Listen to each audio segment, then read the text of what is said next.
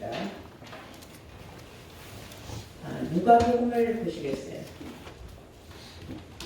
누가복음 2장 1절부터 보시겠습니다.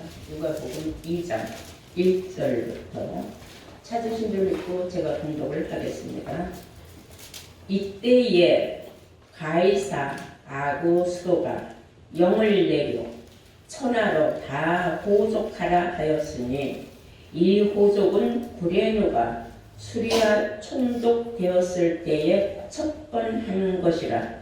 모든 사람이 호족을 하러 각각 고향으로 돌아가매 요셉도 다윗의 집 족속인 고로 갈릴리 나사렛 동네에서 유대를 향하여 베들레헴이라 하는 다윗의 동네로 그 정혼한 마리아와 함께 호족하러 올라가니 마리아가 이미 잉태되었더라. 거기 있을 때에 해산할 날이 차서 막 아들을 낳아 강보로 싸서 구유에 뉘었으니 이는 사관에 있을 곳이 없음이로라. 아멘. 네, 허락하신 하나님의 말씀은 누가복음 2장 1절에서 7절로의 말씀으로 오늘 증거할 말씀의 제목은 예수 탄생과 부활의 의미라는 뜻으로 오늘 말씀을 증거하도록 하겠습니다. 예수 탄생과 부활의 의미. 자, 의미라는 뜻은 언어로 말하는 가치 있는 말이라는 뜻입니다. 가치가 있는 말의 뜻, 그런 뜻이 의미라고 합니다. 오늘 제가 이 말씀을 제목으로 삼은 것은 그리고 본문을 삼은 이유는 10월 25일이 예수 탄생일이라고 온 세상의 시끌벅적하니 다 알고 있습니다. 근데 과연 12월 25일이 예수님 탄생일인가? 성경적으로 그렇게 기록한 데는 없습니다. 그러면 어떻게 해서 예수님 탄생일이 12월 25일로 정해져 있었느냐? 요즘은 10월 25일이 예수님 탄생이 아니라고 방송에서도 아주 누누이 말을 하더라고요. 여러분들 많이들 또 방송들 보시고 했겠지만 이것은 사람들이 정한 날이에요. 동짓날을 비유해서 예를 들어서 동짓날은 우리 다 알죠. 그래서 유럽 쪽에서는 해가 가장 짧고 밤이 가장 깊은 날이 동짓날이었어요.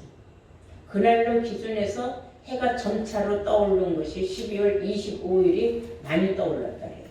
그래서 그날부터 12일간을 축제기일 12월 25일을 예수 탄생일로 정해놓고 축제기일을 삼았다고 합니다.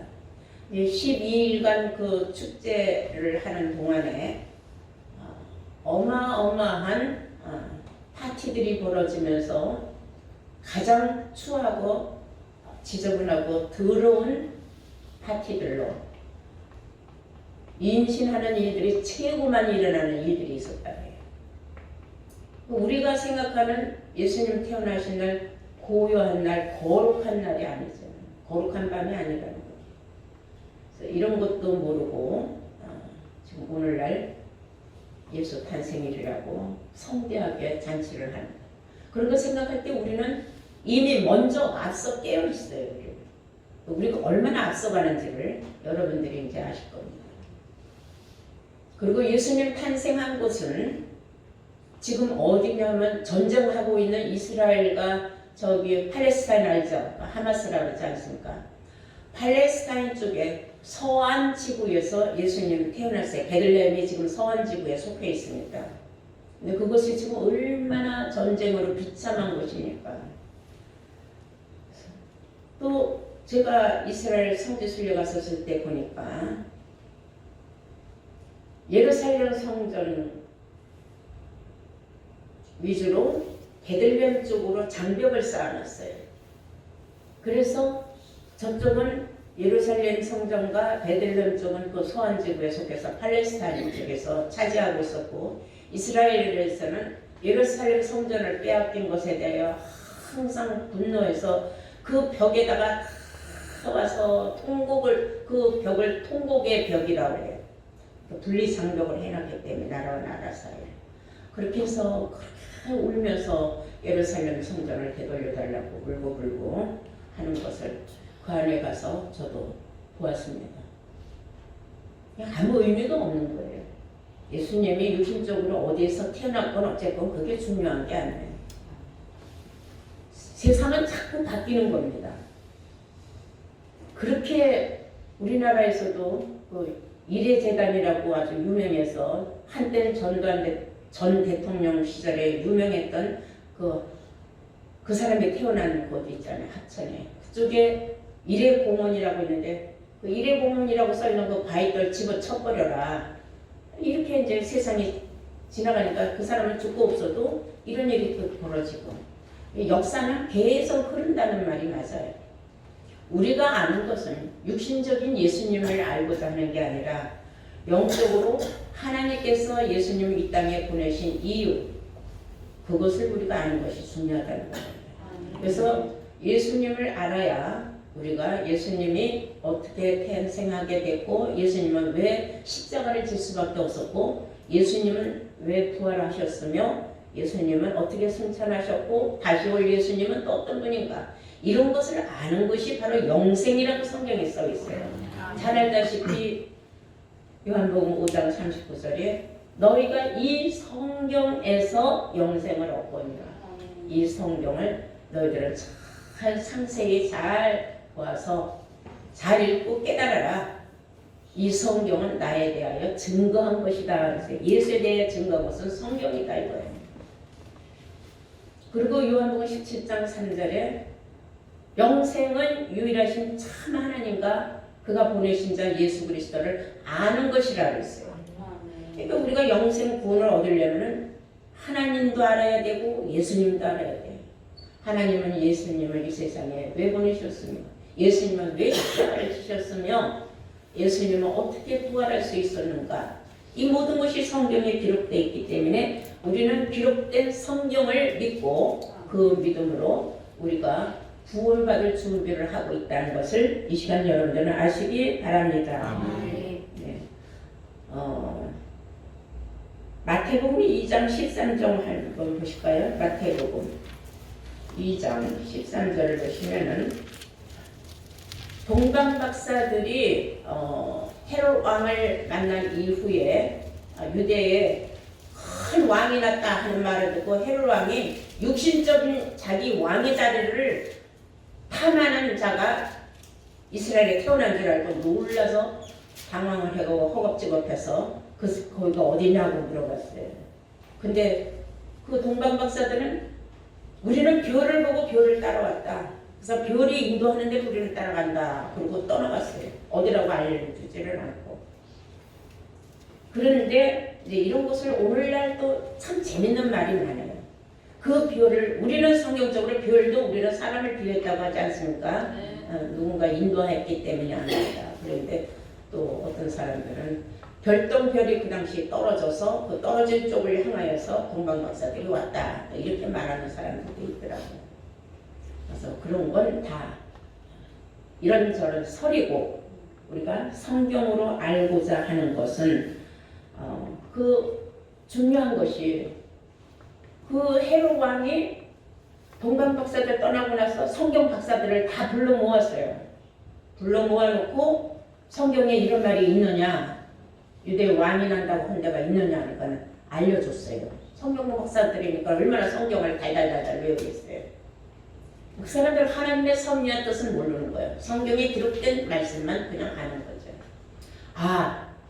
미가서 5장 2절에 보니까 베들레헴 땅에서 난다고 했습니다고 알려줬어요. 그래서 베들레헴 땅으로 사람들을 다 보냈습니다. 그래갖고 거기에서 나온 2살 밑에 어린아이들은 다 쳐 죽였어요. 그 아이들은 그 해에 태어난 것이 죄예요. 누구 때문에 죽었어요? 예수 때문에. 그러면 그 사람들은 그 아기들은 순교자 가늘에 들어갈 수밖에 없는 겁니다. 자, 함께 보겠어요. 마태복음 2장 13절부터 보시면은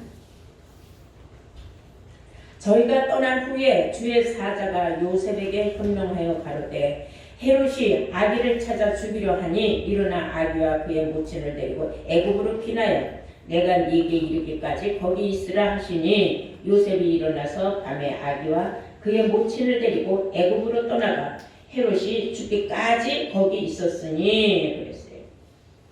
이는 애국에서 내 아들을 불렀다 함을 이루려 하심이니라.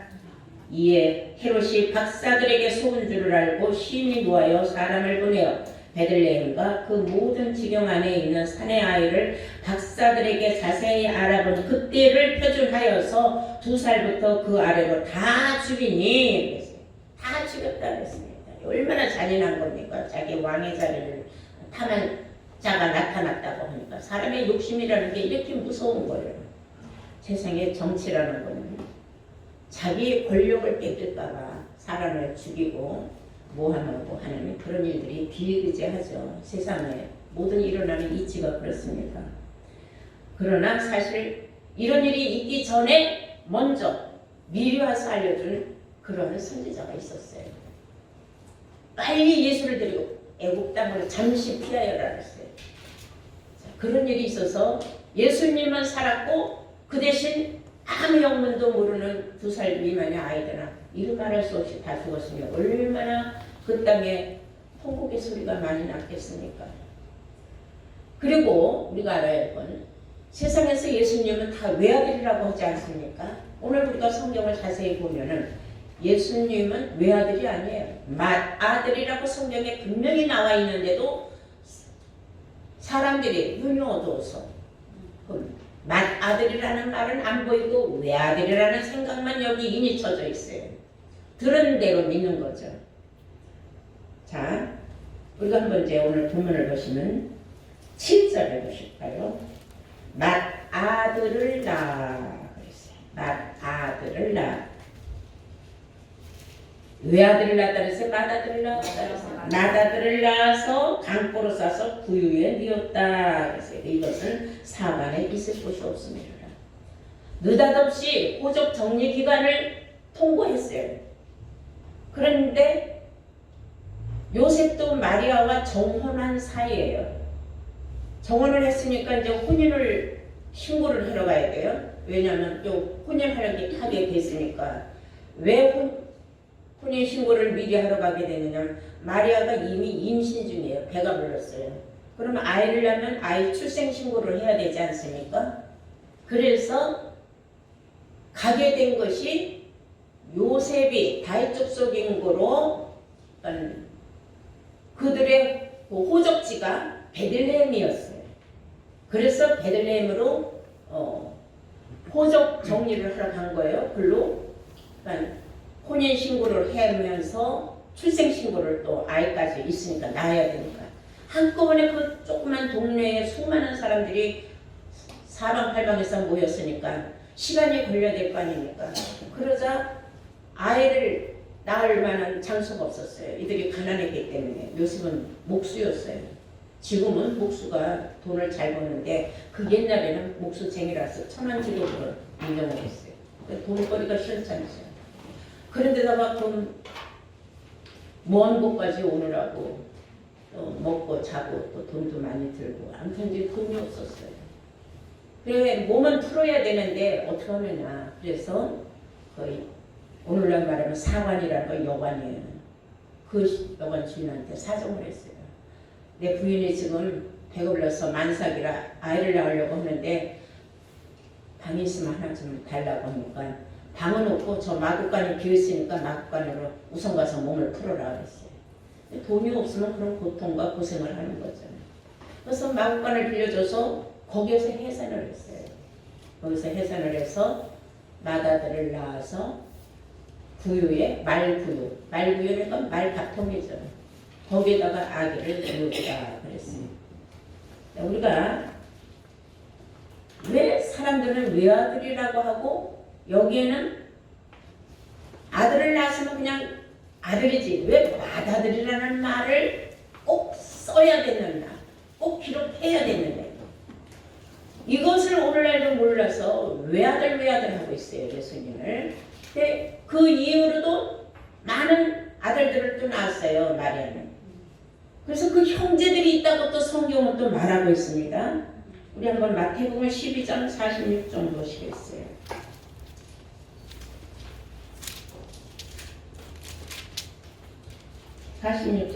예수께서 무리에게 말씀을 하실 때에 예수님이 수많은 사람들에게 말씀을 증거하고 전할 때에 그 모친님은 마리아죠.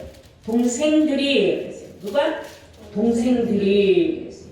예수께 말하려고 밖에 섰더니 한 사람이 예수께 여짜오되 보소서 당신의 모친과 동생들이 당신한테 할 말이 있다고 그 말이죠. 말하려고 밖에 섰나이다 하니 말하던 사람에게 대답하여 가라사대 누가 내 모친이며 내 동생들이냐 하시고 손을 내밀어 제자들을 가리켜 가라사대 나의 모친과 나의 동생들을 보라. 누구든지 하늘에 계신 내 아버지의 뜻대로 행하는 자가 내 형제요 자매요 모친이니라 하시니라 그랬어요. 자, 여기서 예수님은 자기 친어머니, 자기 혈육이 섞인 형제들이 왔는데 저 사람들은 내 모친도 아니고 내 형제들도 아니다. 예수님이 하고자 하는 말씀은 혈육을 부인하는 것이 아니라 영적으로 부인하는 거예요. 왜? 예수님이 하나님 성전에서 말씀을 전하고 어디든지 때와 장소를 가리지 않고 사람들만 있는 것은 하나님의 나라를 복음을 증거를 하면은 동생들이라면은 어머니라면 가족들이 제일 먼저 와서 들어야 되는데 절대로 와서 듣지 않았단 말이에요. 그러니까 예수님은 저 사람들은 하나님 나라에 합당치 않다는 걸 아는 거예요. 그래서 하는 말이 누가 내 모친이고 누가 내 형제들이냐. 이 여기서 내 말을 듣고 하나님의 뜻을 아는 사람들, 하나님의 뜻을 알고 행하는 저 사람들이 바로 내 모친이고 내 형제들이다. 그래서 영적으로 말씀하시고. 그래서 우리는 예수님의 육신적인 행적이나 이런 게 중요한 게 아니라 예수님이 어떠한 영적인 일을 행하셨느냐 이런 걸 중요하게 생각을 해야 된다는 것을 아시기 바랍니다. 그래서 예수님은 맏아들이 아니었다. 예수님에게는 형제들이 많이 있었다. 들 하는 것은 복수죠. 이런 모든 것을 알지 못한다는 거예요. 그리고 분명히 미가서 5장 2절에 베들레헴 땅에서 이 세상을 다스릴 자가 나온다 하고 미가서에 예언한 것을 분명히 성경 박사들도 알았는데 알았으면 와서들 경배를 해야 되잖아요. 아무도 와서 경배를 안 하고 헤로데에게 일러만 줬어요. 그러니까 그런 선지자들이 무슨 선지자입니까?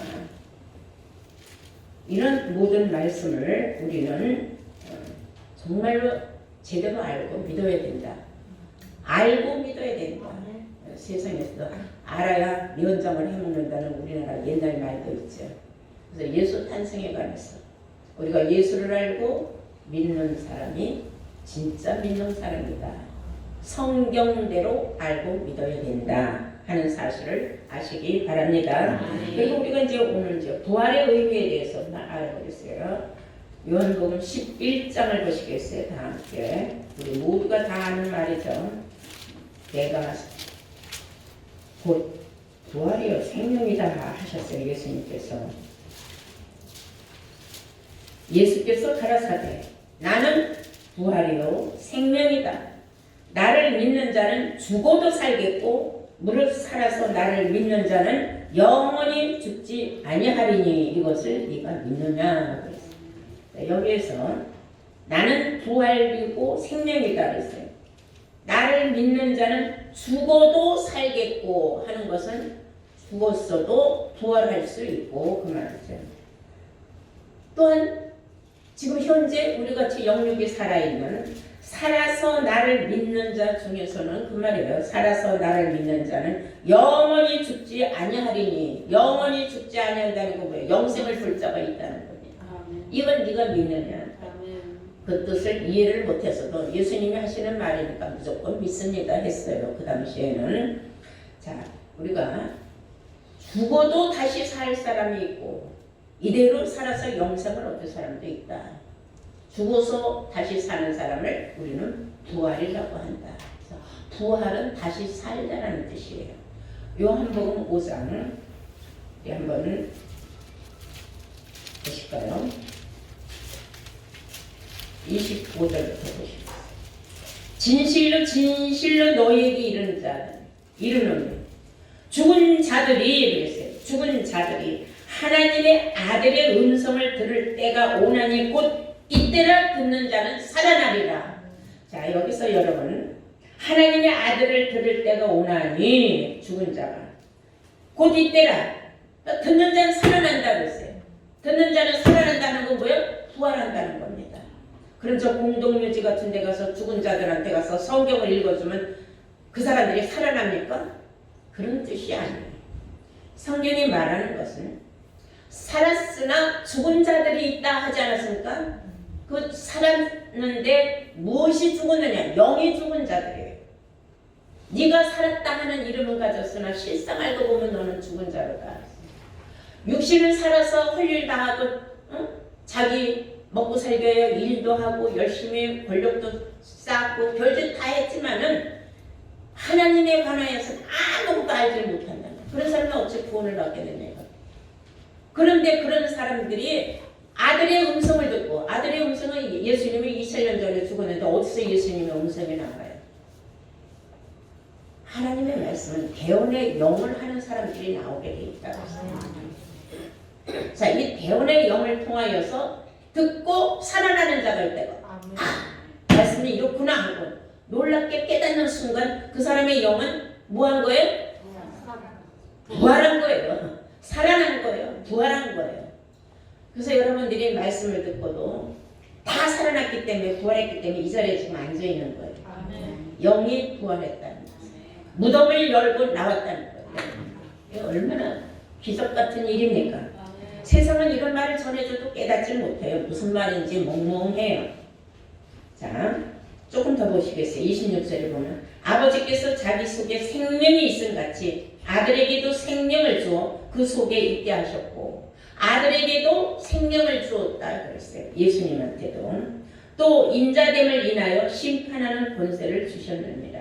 이를 귀히 여기지 말라. 무덤 속에 있는 자가 다 그의 음성을 들을 때가 오나니 그랬어요. 무덤 속에 있는 사람들도 다 그의 음성을 들을 때가 온다. 그러면 오늘날 무덤이 없는 사람들은 어떻게 하겠어요? 죽으면 다 화장터로 가서 죄가 되는 사람들. 여기서 말하는 무덤은 우리의 살았다 하는 이름 같으나 죽은 자의 두뇌를 말하는 이런 사람들이 깨닫는 거예요. 자, 여기서 뭐라고 하는 줄 아십니까? 29절에 보면 무덤 속에 있는 자가 다 그의 음성을 들을 때가 오나니 29절에 선한 일을 행한 자는 생명의 부활로 선한 일 마음이 항상 선한 사람은 하나님은 선하시기 때문에 하나님을 닮는 거예요. 그러니까 빨리 하나님은 지혜자라 지혜가 있어서 빨리 깨닫는 거예요. 우리가 구원 얻는 사람은 학벌하고도 상관이 없어요. 재산하고도 상관이 없어요. 아무것도 관계가 없습니다. 자기 믿음으로 말미암아 구원을 얻는 거예요. 그 믿음은 뭐냐? 그리스도의 말씀을 믿음으로 말미암아 구원을 얻게 되는 겁니다. 왜? 그의 무덤 속에서 주의 아들의 음성을 듣고 살아난 부활한 사람들을 말하는 줄로 믿습니다. 악한 일을 행한 자는 결국은 심판의 부활로 나올 것이다. 생명을 얻지 못하고 그들은 심판의 대상이 될 것이다. 끝까지 고집이 세고 완악해서 말씀을 전혀 들으려고 하지 않는 사람. 심판의 부활이 약속으로 기록이 되어 있다. 그랬습니다. 이런 말씀을 우리가 놓고 본다면은 세상에 이 부활에 관하여서 아직도 왈가왈부하는 사람들이 참 많이 있어요. 사도행전 24장 15절부터 보시면은 의인과 악인의 부활이 있는 것을 우리는 알기 때문에 하나님의 사람을 대하여 항상 양심에 꺼리낌 없이 살기를 힘쓰노라 그랬어요. 사도 바울은 사도행전 24장입니다. 15절 보시겠어요.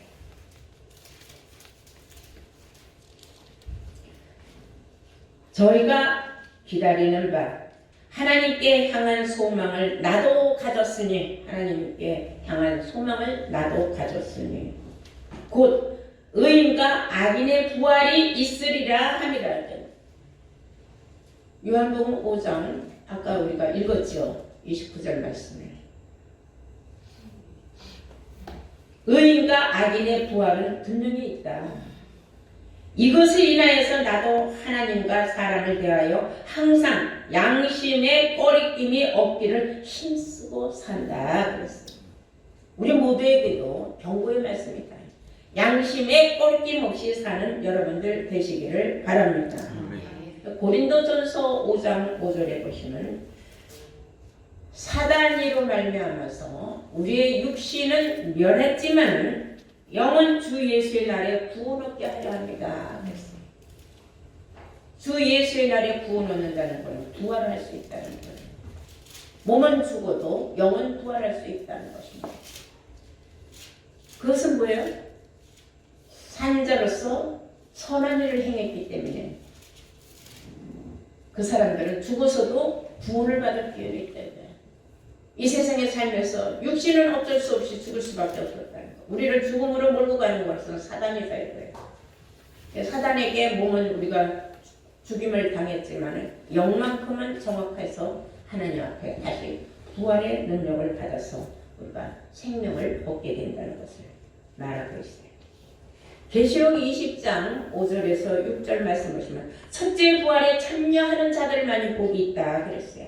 이 첫째 부활에 참여하는 대상자들이 여러분과 제가 되기를 원합니다. 네. 이 첫째 부활에 참여하는 사람들은 어떤 사람들이냐? 자, 5절 보시면 가로쳐놓고 그 나머지 죽은 자들은 천년이 차기까지 살지 못한다 그랬어요. 나머지 인생이 있어요. 그건 죽은 사람들을 빼고 현재 살아있는 사람들에 관해서 이는 첫째 부활이라 그랬어요. 이 첫째 부활에 참여하는 자들은 복이 있고 거룩하도다. 둘째 사망이 그들을 다스리는 권세가 없고 도리어 그들이 하나님과 그리스도의 제사장이 되어 천년 동안 그리스도로 더불어 왕노릇 하시리로다. 아멘. 이때가 언제예요? 이 세상 나라가 그리스도의 나라가 될 때가 되는 줄로 믿습니다. 이런 사람들은 어떻게 해서 살 수가 있느냐? 영이 육이 죽지 않고 계속 선한 일에 힘쓰고 하나님의 뜻을 이루기 위하여 애쓰고 수고한 사람들이에요. 이런 사람들이 첫째 부활에 참 우상에게 별탄고 굽히지 않냐고 절하지 않냐고 경배하지 않냐고 이런 사람. 그 속에 하나님의 영이 있는 사람들이라 했어요. 로마서 8장 11절을 보시겠어요.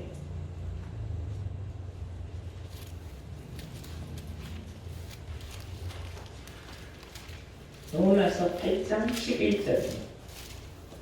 예수를 죽은 자 가운데서 살리신 이의 영이 예수를 죽은 자 가운데에서 살리신 이의 영이 너희 안에 거하시면 너희 속에 그 하나님의 영이 거하시면 그 말이에요. 살리는 영이 거하면 그 말이에요. 그리스도 예수를 죽은 자 가운데서 살리신 이가 너희 안에 거하시는 그의 영으로 말미암아 너희 죽을 몸도 살리시리라. 아멘. 너희의 죽을 몸도 살리신다 그랬어요. 그러니까 너희 죽을 몸도 살리신데 이 사람들이 바로 그리스도의 영이 그 안에서 하나님의 영이 그 안에서 항상 역사하는 이 사람들이 첫째 부활에 참여할 사람들인 줄로 믿습니다. 자, 사도행전 2장 31절 보시면은 부활에 관해서 말을 하는데 육신은 썩음을 당한 예수님이 그러나 그 썩음 당한 육신이 없어졌다는 겁니다. 하나님이 그를 살리셨기 때문이다 그랬어요. 사도행전 2장입니다.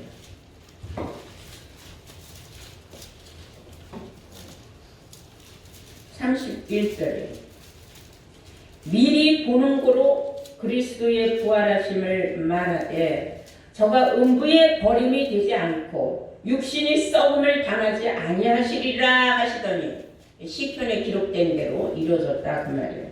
하시더니 저가 음부의 버림이 되지 아니하고 육신을 썩음을 당하지 아니하시리라 하더니 이 예수를 하나님이 살리신지라. 이 예수를 하나님이 살리신지라. 우리가 다 이 일의 증인이로다. 이 일의 증인이다 그랬어요. 자, 이것은 예수님이 부활하신 걸 그 당시에 본 사람들이 많이 있죠. 근데 예수님이 육신이 부활한 건 아니죠. 영이 부활을 해서 그 영체가 신령체로 나타난 거죠. 근데 그것이 누구나 다 볼 수 있는 건 아니었죠. 그 당시에 몇몇 제자들에게만 보여서 증거하게 하신 겁니다. 그러므로 그리스도의 부활하심을 말을 하는데, 말하고 싶은데 그 말이죠.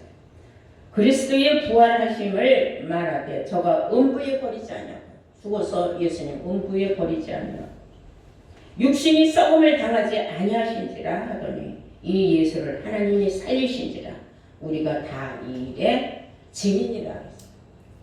예수님이 부활체로 나타나셨어요.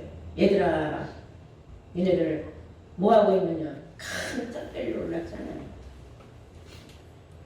또 마리아와 함께한 수많은 그 여제자들이 예수님 무덤에 가서 예수님을 찾을 적에 예수는 여기 있지 않고 살아나셨다, 부활하셨다. 그 말을 듣고 너무 놀랐어요. 예수 시체가 안 보여요. 이런 모든 것을 우리가 종합해 볼 때에 세상에 많은 사람들은 부활에 대해서 없다, 있다, 많은 말들이, 설들이 있지만 우리는 성경을 믿기 때문에 부활은 있는 줄로 믿습니다. 아멘. 죽은 자의 부활도 있고 산 자의 부활도 있다. 이것을 우리가 깨닫는다는 건 대단한 것인 줄로 믿습니다. 자, 고린도전서 15장 보실까요? 죽은 자들의 부활에 관해서 말하고 있습니다. 고린도전서 15장 42절입니다. 죽은 자의 부활도 이와 같으니 그랬어요. 죽은 자의 부활도 이와 같으니 썩을 것으로 심고 썩지 아니할 것으로 다시 살며 그랬어요. 욕된 것으로 심고 영광스러운 것으로 다시 살며 다시 산다. 약한 것으로 심고 강한 것으로 다시 살며 육의 몸으로 심고 신령한 몸으로 다시 사나니 육의 몸이 있은즉 또 신령한 몸이 있느니라. 육의 몸도 있지만 신령한 몸도 있다. 신령한 몸은 둘째 부활 때에 다시 살아나는 그 영들을 말합니다. 성경이 계속 꼬리를 물고 들어가서 파고 깊이 들어가면 끝이 없어요.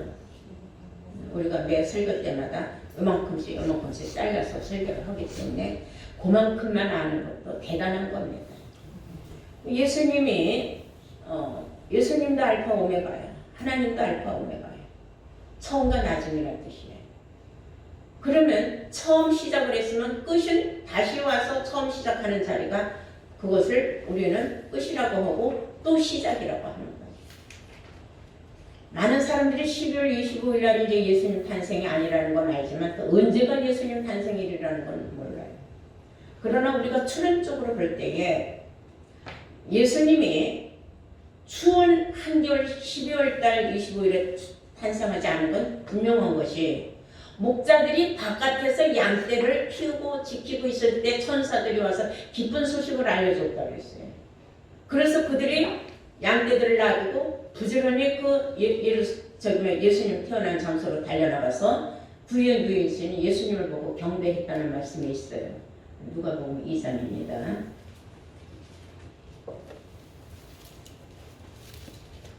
8절부터 보십니다.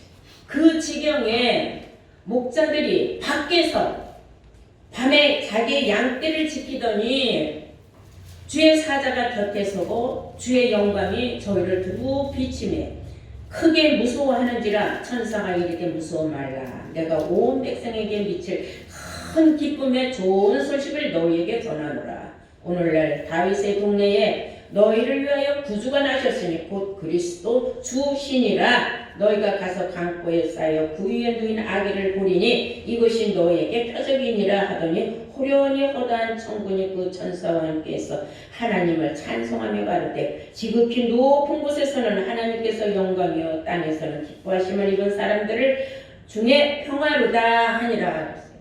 밖에서 양떼를 켰다.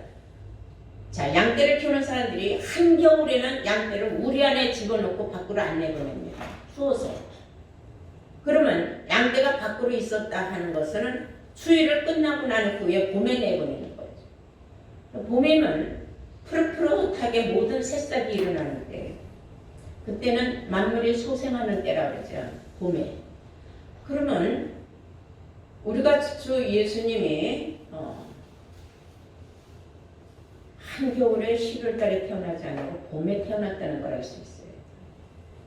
양떼들이 밖에 있어요. 그리고 예수님이 6월절 그 행사를 지키려고 예루살렘으로 갈 때에 그때에 12살이 될 무렵이다 그랬어요. 자, 우리도 우리 생일이 될 무렵을 생각을 해서 그때가 내 나이가 정확하게 이루어지는 거예요. 그러면 6월절이 언제였느냐?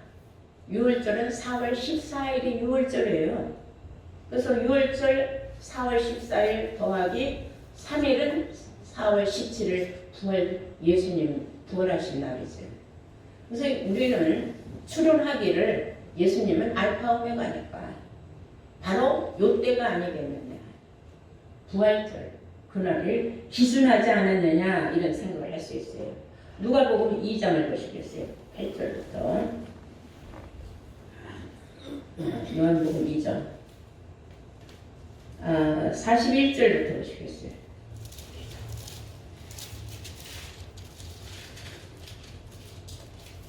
누가복음 2장 41절입니다.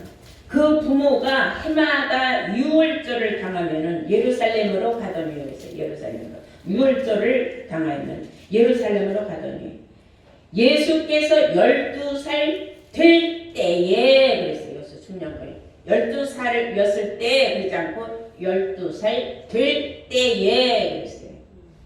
저희가 이 절기에 전례를 쫓아 올라갔다가 그날들을 마치고 돌아갈 때에 예수는 예루살렘에 머무셨더라 그랬어요.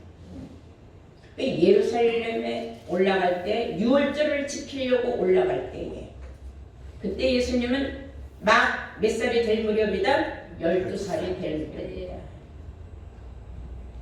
이런 걸 볼 때에 6월절은 분명히 4월 14일 더하기 7일은 뭐예요? 아니 더하기 3일은 4월 17일 4월 17일은 바로 예수님의 부활절입니다.